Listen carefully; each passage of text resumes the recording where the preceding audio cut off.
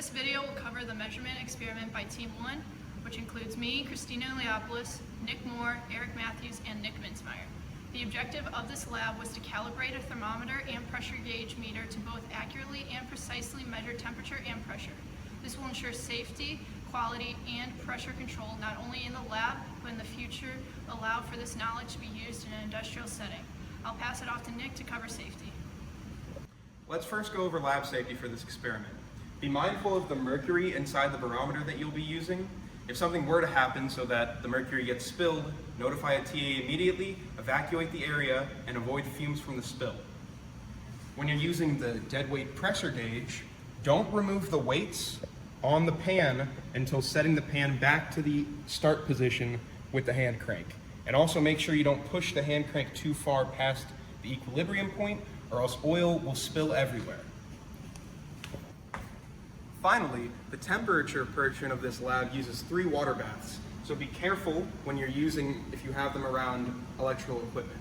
And since one of the baths will have boiling water, make sure everybody in your group knows which one that is and is careful when working around it. The first step in this procedure is to determine the atmospheric pressure before using the deadweight gauge.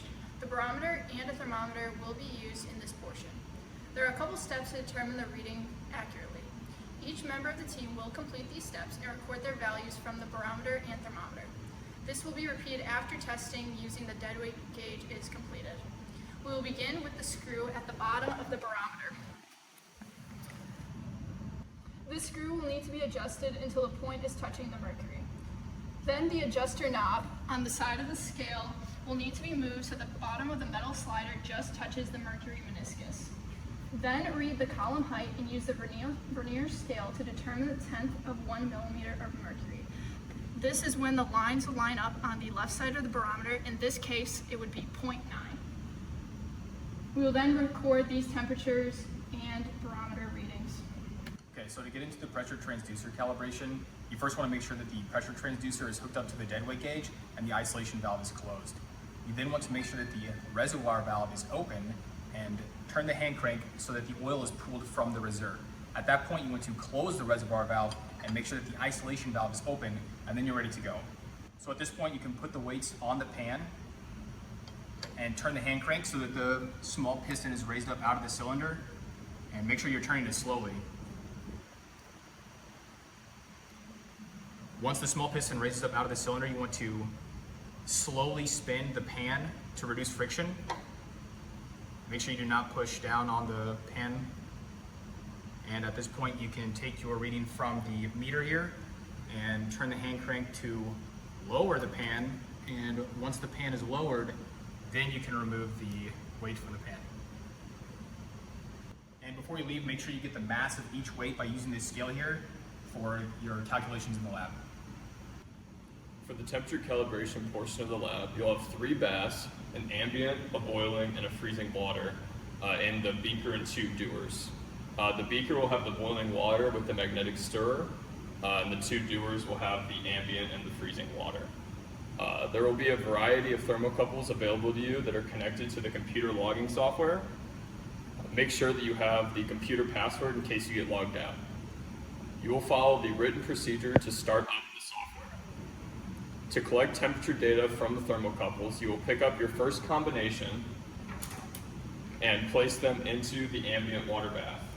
Keep the thermocouples in there until equilibrium is reached or when temperature stops changing on the collection software. You will then move to the boiling water bath, back to the ambient, to the freezing water bath, and then back to the ambient, all making sure you stay there until equilibrium is reached. You'll repeat this sequence one more time for 2 complete cycles. Next, you will select your next thermocouple combination and repeat the whole sequence again. The data you will collect is the temperature readings with times for each thermocouple throughout the experiment. Make sure you bring a USB to the lab to extract the text file onto. For dumping the boiling water, use tongs to avoid a potential burning hazard. While you're doing the lab, look for opportunities to use good experimental design. For example, you may randomly choose the order and combination of weights you use for the dead weight pressure gauge, or you can randomly assign which team member will use the thermocouple and in what order. Last, I'll talk to you about what to do with the data you got in this lab. You'll use the barometer readings you took for each group member at 2 different times to statistically find the variation between team members taking a reading and the variation at different times.